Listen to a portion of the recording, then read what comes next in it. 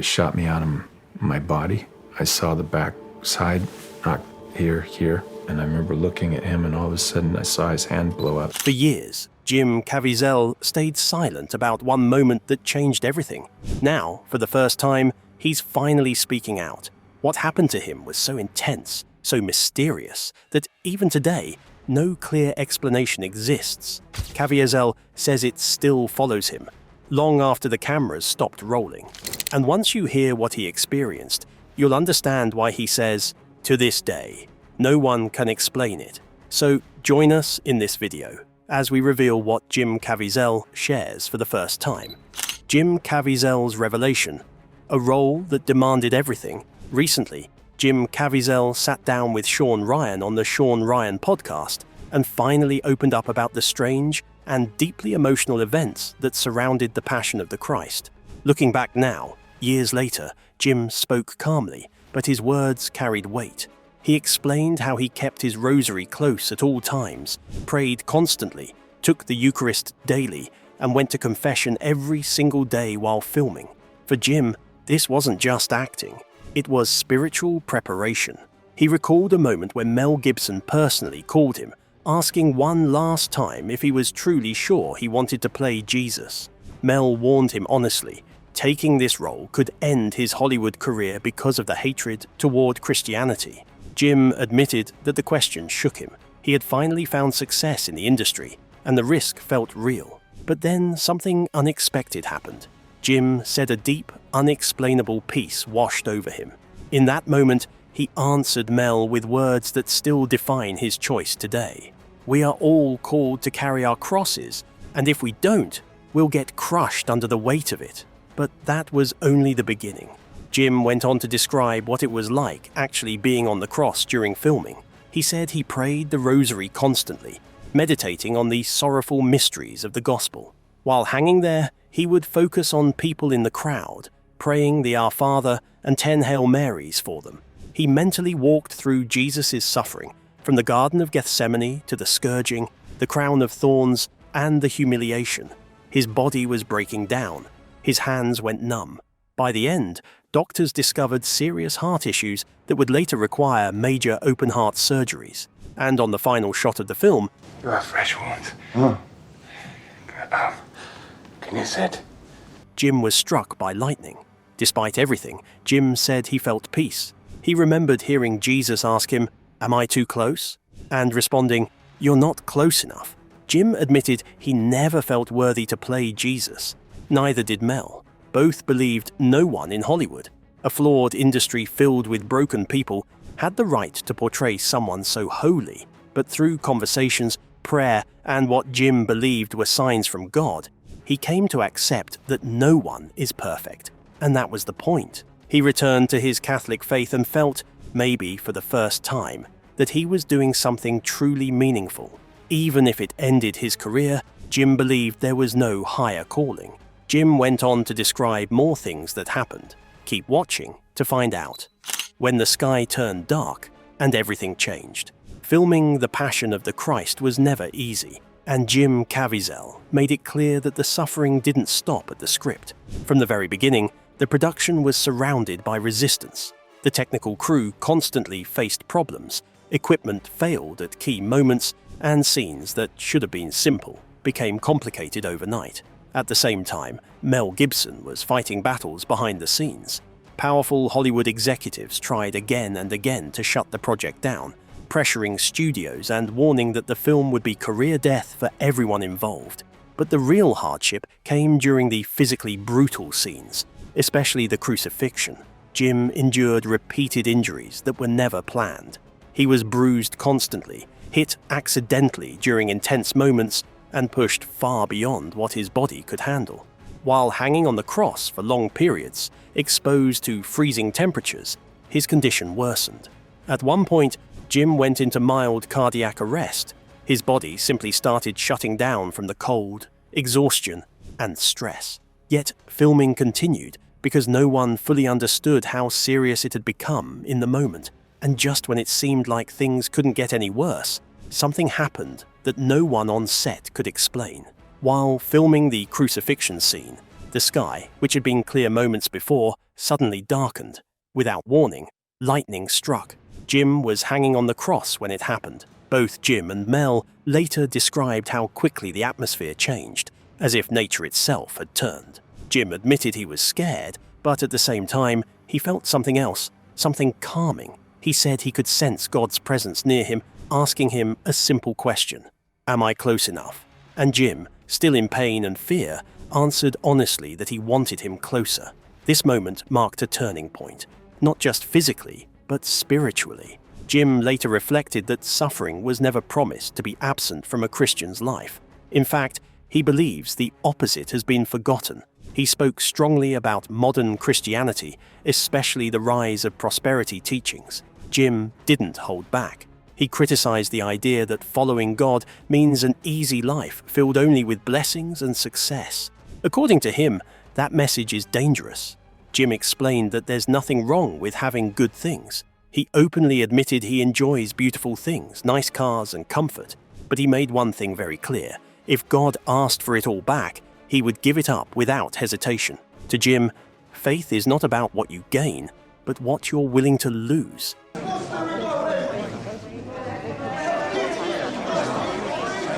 He compared this mindset to the story of Job in the Bible, a man who lost everything, yet remained faithful. Jim believes Christians today must be ready for the same test. He warned that many churches have lost their way, replacing truth with comfort. He described televangelists and false teachers as wolves in sheep's clothing, saying corruption exists at every level of the church, from altar boys to bishops and priests. His message wasn't meant to destroy faith, but to protect it. Jim urged people to guard their hearts, to be careful about what they listen to, and to question teachings that promise heaven on earth with no suffering attached. Then Jim shared something that stunned everyone listening.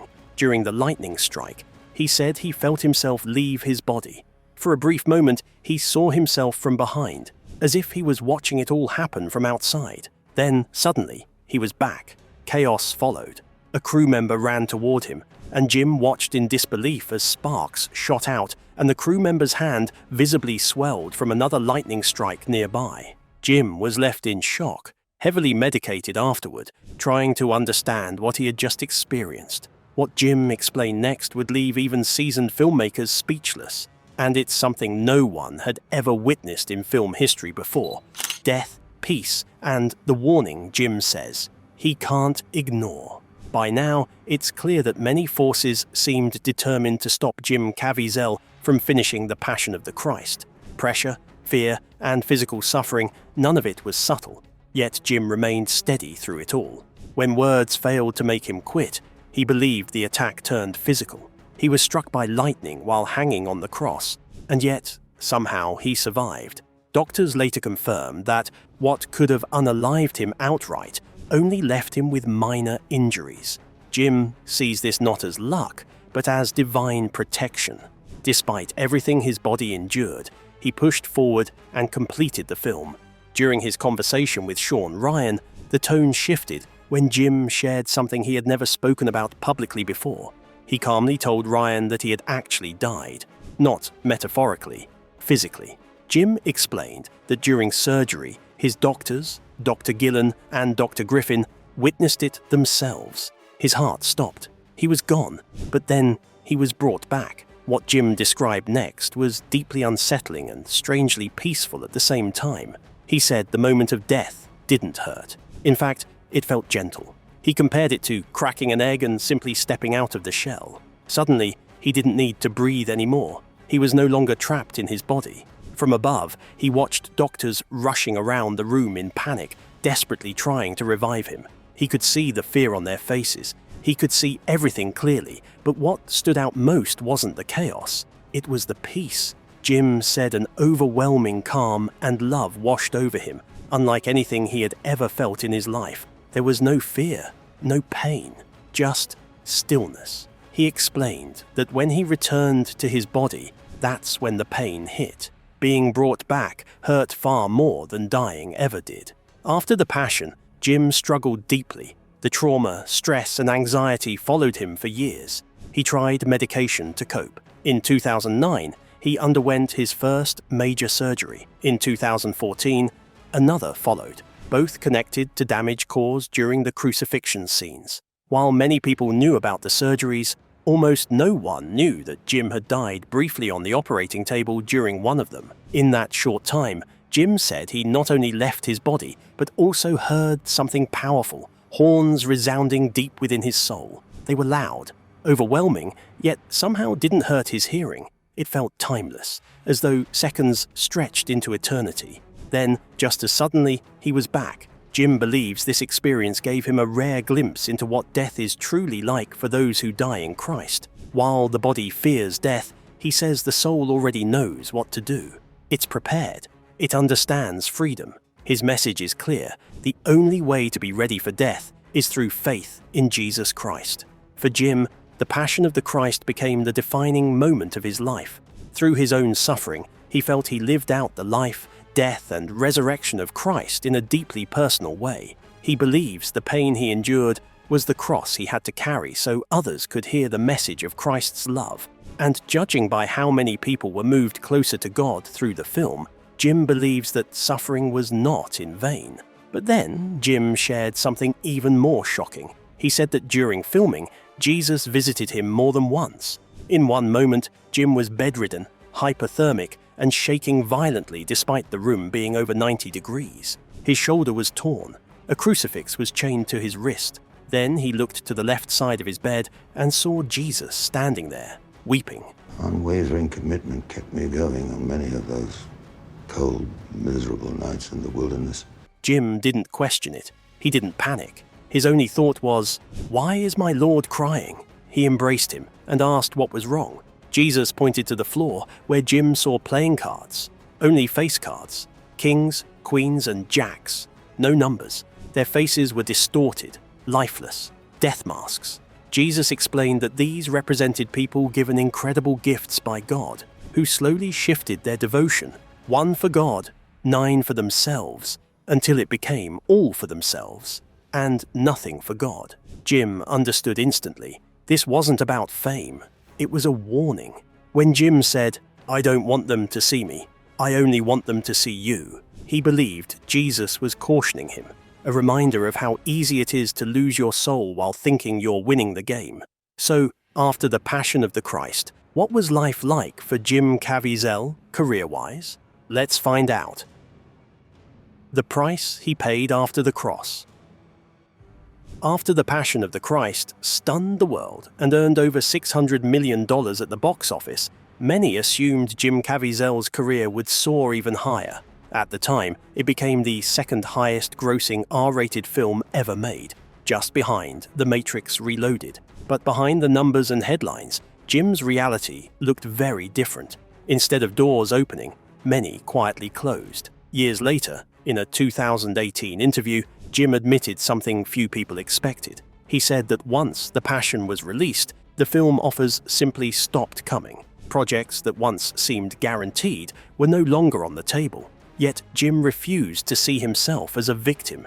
He acknowledged the cost, but accepted it. He explained that after taking on such a public and controversial role, he felt he had no choice but to openly defend his faith. Staying silent was no longer an option. With worldwide recognition came new responsibilities. Jim became far more protective of his family and his personal time.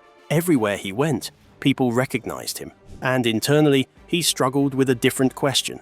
How do you follow a role like Jesus Christ? Jim admitted he felt he could never top the Passion, and that made choosing future projects even harder. Still, his career didn't stop entirely. In 2004, several films he had completed before The Passion were released. These included Bobby Jones, Stroke of Genius, Highwaymen, and a supporting role in The Final Cut, which starred Robin Williams. While none reached the cultural impact of The Passion, they kept Jim present in the industry. A turning point came in 2006 when Jim was cast opposite Denzel Washington as the villain in the thriller Deja Vu. The film was a box office success and reminded audiences of his range as an actor. That same year, he took on a leading role in Unknown. In 2007, Jim lent his voice to Jesus once again for The Word of Promise, a New Testament audio dramatization showing his continued commitment to faith-based work. Over the next few years,